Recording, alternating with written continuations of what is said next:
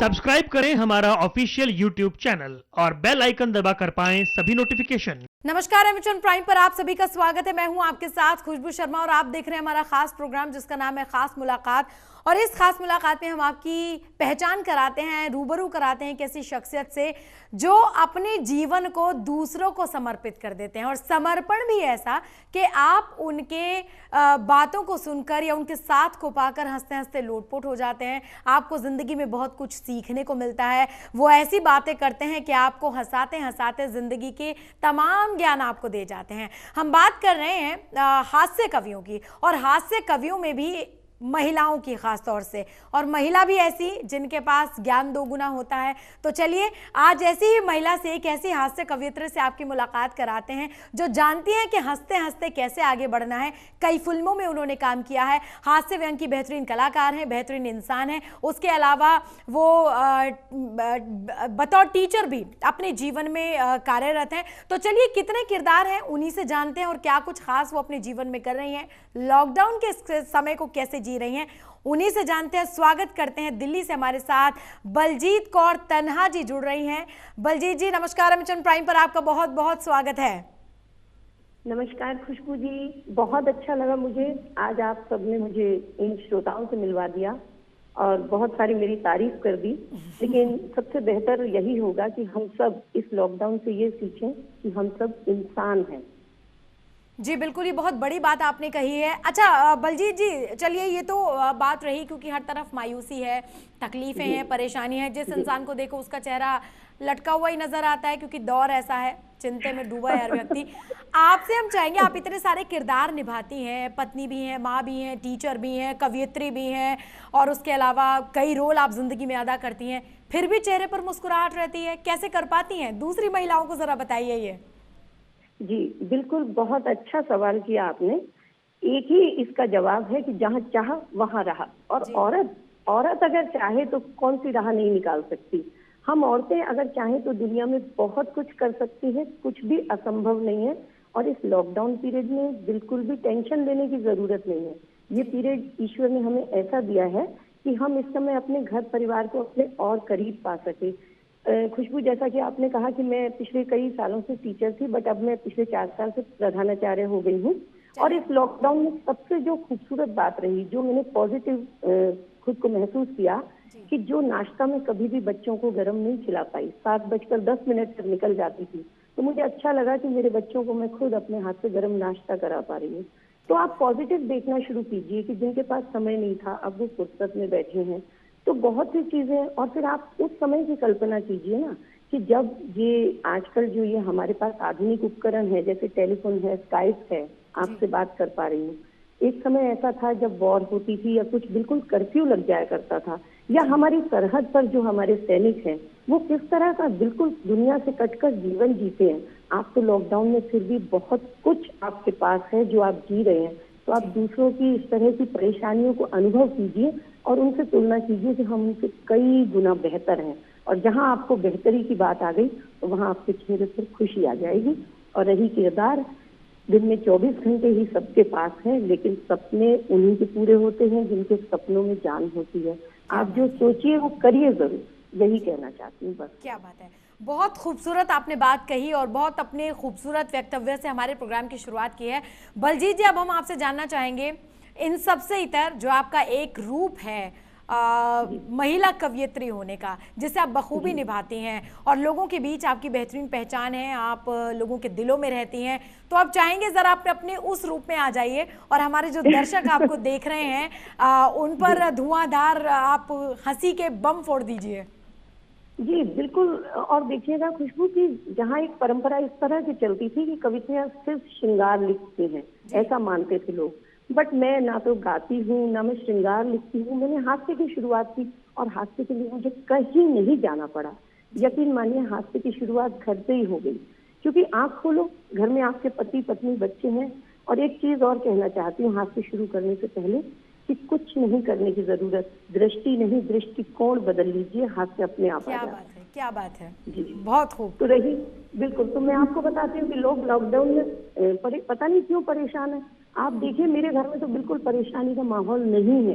कारण हम तो लॉकडाउन में भी मस्ती ढूंढ लेते हैं। एक दिन मेरे पति ने पान सिंह तोमर फिल्म लगा ली, अगले दिन हमारे बेचारे इरफान जी चले गए, उसके अगले दिन पति ने प्रेम रोग लगा ली, बेचारे ऋषि कपूर जी निकल लिए। अगले दिन से मेरे पीछे पड़े हुए हैं कि अपनी शादी की कैसेट दे दे, और मैं देती नहीं, क्योंकि मुझे पता है वो क्यों चाह रहे हैं। अच्छा देखिए खुशबू, क्या बात है। अच्छा ये बहुत बड़ी बात है बलजीत जी, अपने ऊपर जिस व्यक्ति ने हंसना सीख लिया उस व्यक्ति ने सारे दुखों से उबरना सीख लिया, और मुझे लगता है कि आप शायद अपनी जिंदगी की शुरुआत यही करके कर रही हैं। बिल्कुल। खुशबू जी एक बात बताइए, यदि दूसरों पर हंसा जाएगा तो उपहास हो जाएगा और शायद महाभारत हो जाएगी, तो खुद पर ही हंस लीजिए ना, क्या दिक्कत है। और बिल्कुल भी परेशानी नहीं है, हम तो दोनों पति पत्नी ऐसे ही दोनों महाभारत करते रहते हैं घर में। आप देखिए खुशबू, आपने सुना होगा कि पत्नियां कभी भी अपनी गलती नहीं मानती, कभी नहीं कहती, ये अक्सर लोगों से, क्योंकि होती भी पर नहीं। मैं एक है ना, लेकिन मैं ऐसी पत्नी हूँ खुशबू, आपके चैनल के माध्यम से दुनिया को बता देना चाहती हूँ कि मैं ऐसी पत्नी हूँ कि मैं हर दिन, और पूरे लॉकडाउन के इस पीरियड में मैंने हर दिन अपनी गलती स्वीकार की कि हे पति, मैंने तुमसे शादी करके बहुत बड़ी गलती की है। कमाल है, ये तो आपने पूरे हिंदुस्तान की महिलाओं की बात कर दी।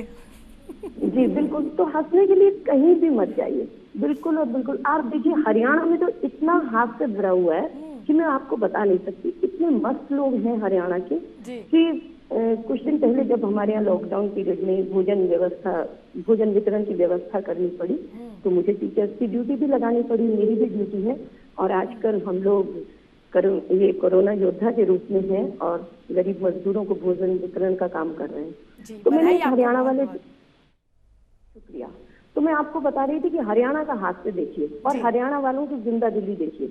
एक हरियाणा के टीचर आते हैं मेरे स्कूल में, मैंने उनसे कहा कि आपकी ड्यूटी लगा रही है, बोले ठीक है मैडम लगा दीजिए ड्यूटी, तो ड्यूटी से नौकरी करनी है। जब वो भोजन वितरण करके शाम को घर लौटे तो मुझे फोन किया और बोले मैडम जो मैं कोरोना से मर गया तो एक काम करियो। मैंने कहा क्या? बोले जो मैं कोरोना से मर गया तो नू कह दियो कि यो सिंगापुर गया था, वहां से लौटिया कोरोना लेके। मैंने कहा उससे क्या हो जाएगा? बोले हमारे गांव का कोई मास्टर सिंगापुर नहीं गया तो सारा गांव नहीं खुश हो लेगा कि इस गांव का छोरा मास्टर बन के सिंगापुर गया था और आके मर लिया। कमाल है, बिल्कुल ये अपने नजरिया है, दृष्टिकोण बदलने वाली बात है, बिल्कुल सही कहा आपने। मैंने आपसे क्या कहा कि कुछ भी कहीं जाने की जरूरत नहीं है, तो बिल्कुल हम तो इसी तरह। आप देखिए खुशबू, आपने सुना होगा आजकल है ना जगह जगह ये जो जानवर हैं ये आ गए हैं सड़कों पर। तो मेरे पति ने भी वन विभाग में फोन कर मारा, बोले हमारे घर में एक शेरनी आ गई है, इसे ले जाइए। तो वन विभाग वाले और चालाक, उन्होंने मेरे पति को एक नोटिस भेजा कि क्या शेरनी लाने से पहले आपने वन विभाग से एनओसी लिया था? तो मेरे पति का जवाब था जी एनओसी तो नहीं लिया, शादी करके तो मैं बकरी लाया था, ये बन गई शेरनी। बहुत खूब, बहुत खूब। ये तो यानी मजेदार जिंदगी चल रही है आपकी एकदम। बिल्कुल, और हम पति पत्नी तो इसी तरह लड़ते झगड़ते जिंदगी गुजार लिया करते हैं। हम दोनों एक दूसरे से नहीं, उस ऊपर वाले से डरते हैं। वो जैसे चाहे डुगडुगी बजाता है, वो जैसे चाहे सबको नचाता है, सिर्फ और सिर्फ उसी के हंसाने से हंसती है ये दुनिया, वरना इस दुनिया में कौन है जो दूसरों को हंसाता है। क्या बात है, क्या बात है, बहुत खूब, बहुत खूबसूरत विचार हैं आपके बलजीत जी। और देखिए यहाँ पर वो बात यही निकल कर आ जाती है कि आजकल का माहौल ऐसा है, हर इंसान घबराया हुआ है।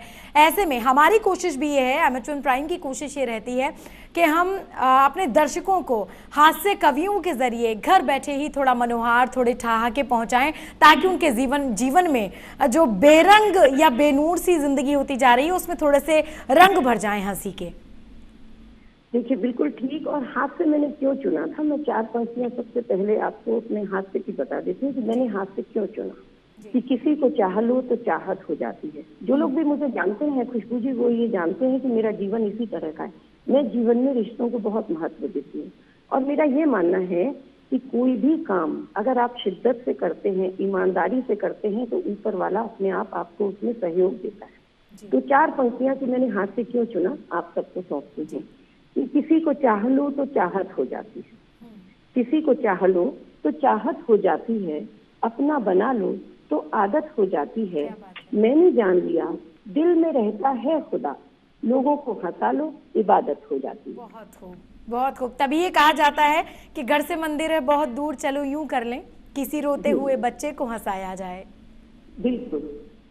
तो खुशबू आप देखिए दृष्टिकोण की जो मैं बात कर रही हूँ कि मेरे पास कवियों के फोन आते हैं कि भाई बलजीत जी कब कवि सम्मेलन शुरू होंगे। जो फैक्ट्री मालिक हैं हमारे फ्रेंड्स, उनका फोन आता है कि हमारी फैक्ट्री कब खुलेगी। दुकान वालों का फोन आता है कि हमारा भी दुकान नहीं खुली है, सारा काम चौपट हो रहा है, कब खुलेगा सब कुछ। लेकिन आप देखिए अगर इस देश में देशभक्ति बची है तो मैं प्रिंसिपल हूँ ना, बिल्कुल सच्चाई की बात बता रही हूँ आपको। दिन भर इतने फोन आते हैं कि लॉकडाउन कब खुलेगा, लॉकडाउन कब खुलेगा। पर इस देश के बच्चों ने सबसे बड़ी देशभक्ति दिखाई। आज तक मेरे पास एक भी बच्चे का फोन नहीं आया कि मैडम स्कूल कब खुलेगा। बच्चे तो चाहते भी नहीं है। जितना खुश इस दौरान लॉकडाउन के दौरान हमने बच्चों को देखा उतना किसी को नहीं देखा। और आप प्रधानाचार्य हैं, आप ये बात बखूबी जानते हैं। चलिए बलजीत जी, अब हम आपसे चाहते हैं अब जरा हास्य की जो आपका अंदाज है, जो मंच पर आप पढ़ती हैं, फ्लो के साथ जो काव्य पाठ आपका रहता है, अब जरा उस रंग में आप लौट आइए और कुछ पंक्तियां, कुछ मुक्तक या कोई कविता हास्य की आप हमारे दर्शकों के साथ साझा कीजिए। बिल्कुल, आपने बहुत अच्छा कहा। आजकल आपने देखा होगा कि हर जगह लेडीज फर्स्ट की बात आ जाती है, तो लेडीज फर्स्ट के ऊपर भी मैंने कविता लिखी। और देखिएगा हाथ से कहीं भी मैंने क्या कहा आपको कि दृष्टिकोण चाहिए, और वो महिला ही क्या जो अपनी सास ननद की निंदा ना कर ले। तो मैं आपको 4 पंक्तियां तो अपने परिवार की बताती हूँ। बिल्कुल। एक दिन मैं, अब तो ये थोड़ा सा ट्रेंड बदला हुआ है, लेकिन हम थोड़ा सा पिछले वक्त में जाएं तो पहले क्या होता था कि हमारे मोहल्ले में कहीं भी आसपास जब जागरण कीर्तन होता था तो आसपास पूरे लोग अपनी बहुओं को, बेटियों को लेकर वहाँ सम्मिलित होते थे। तो वहाँ से 4 पंक्तियां सुनाती हूँ। स्वागत है जी। एक दिन मैं, मेरी सास ननद देवरानी जेठानी, एक दिन मैं, मेरी सास ननद देवरानी जेठानी गए पड़ोस में, पंडित जी सुना रहे थे मोक्ष की कहानी। पंडित जी ने कहा जिसने स्वर्ग जाना है मेरे ओम बोलते ही उसने अपना हाथ उठाना। अच्छा। और फिर पंडित जी ने जो ही ओम का जाप लगाया, मैं, मेरी सास ननद देवरानी सब ने अपना हाथ उठाया। मैंने देखा इधर उधर, तत्काल अपना हाथ पीछे सरकाया। मैंने सोचा चतुराई से काम लेने का जमाना है, ये सास ये ननद स्वर्ग चली जाएं, मेरा स्वर्ग तो यही हो जाना है। बहुत खूब बलजीत जी, बेहतरीन नजरिया आपका। और मुझे लगता है सारी महिलाएं आज आपके पक्ष में आ जाएंगी। आप इलेक्शन में खड़ी होंगी तो विजेता घोषित हो जाएंगी, सारी महिलाओं की वोट आपको मिल जाएगी। महिलाएं मुस्कुरा दें, मैं तो चाहती हूँ। और देखिए क्यों परेशान है हरियाणा वाली महिलाएं, तो मैंने देखा और भी मस्त है। एक चैनल पर मेरा इंटरव्यू था, वहाँ हरियाणा वाली महिला भी गई हुई थी। तो आप ही की तरह वो मुझसे प्रश्न कर रही थी कि बलजीत जी आप है ना पतियों के बारे में बहुत कुछ बोलती रहती हैं, तो आप बताइए कि अच्छा पति कैसा होता है। तो मैं बोलती, उससे पहले ही हरियाणा वाली महिला ने माइक ले लिया और बोली यो के बतावेगी, मैं बताती हूँ अच्छा पति कैसा हो गया। मैंने कहा आप बता दीजिए। बोली अच्छा पति भूत जैसा हो गया। मैंने कहा ये क्या जवाब हुआ। बोली और के जिंदगी में ना कभी अच्छा पति देखा ना भूत देखा। यही पुरुषों से पूछो तो यही जवाब पुरुष महिलाओं के बारे में कहते हैं। कुछ नहीं, पुरुषों को तो अंदाज ही कुछ और है। अभी देखिए कुछ समय पहले जब मार्च में होली आई तो खुशबू देखिएगा कि मेरे पति 2 पंक्तियों में कविता देखिए और पुरुषों का अंदाज समझ आ जाएगा कि वो पत्नी को क्या कहते हैं। कि मेरे चेहरे पर लाल नीला पीला रंग पुता देखकर, मेरे चेहरे पर लाल नीला पीला रंग पुता देखकर मेरे पति की खुशी बहुत बढ़ जाती है। बड़े खुश होकर कहते हैं एक ही तो दिन है जब निकम्मी चुड़ैल असली रूप में नजर आती है। भाई वाह, ये आपके घर की जो कहानी है ये हमारे दर्शक सुन रहे हैं और बहुत मजे ले रहे हैं जी। बिल्कुल। अच्छा देखिएगा अन्ना जी ने देश में अनशन किया था और सारे देश में उनका नाम हो गया, पर खुशबू मैं अकेली ऐसी हूँ भारत में महिला जो ये बात कहती हूँ कि मेरा बहुत बड़ा उन्होंने नुकसान किया। और आप पूछेंगे नुकसान तो पंक्तियों में आपको सौंपती हूँ। और थिएटर भी मैं करती हूँ, फिल्मों में बधाइयों में आप मुझे नीना गुप्ता की पड़ोसन के रूप में देख चुके हैं। तो मैं आपको 4 पंक्तियां 4-6 पंक्तियां बताती हूँ कि मेरा नुकसान कैसे होता है। और देखिए दृष्टिकोण कहाँ बदला है कि मैं भी कैकई की तरह कोप भवन में जाती थी, मैं भी कैकई की तरह कोप भवन में जाती थी, भूखे रहकर अपने पति से अपनी बात मनवाती थी। मुझे भूखा देख पति हुए परेशान जाते थे, मुझे खाना खिलाने की खातिर बात मेरी मान जाते थे। फिर अन्ना जी ने किया अनशन, देश में हुआ सम्मान, देश में हुआ सम्मान, पर मेरा कर दिया नुकसान। अब मेरे पति ने मुझसे कह दिया है, तेरी बात कभी नहीं मानी जाएगी। अगला 74 बरस का बुढ़ा 13 दिन जी गया, तू जवान हट्टी कट्टी महीना जी जाएगी। बहुत खूब, बहुत अच्छे। वाह, ये तो नुकसान वाकई आपका हो गया। बिल्कुल। तो मैंने आपसे एक ही बात कही कि बिल्कुल हम लोग हंसते मुस्कुराते रहें, अपना दृष्टिकोण बदलें। हंसने के लिए हमें कहीं जाने की जरूरत नहीं है।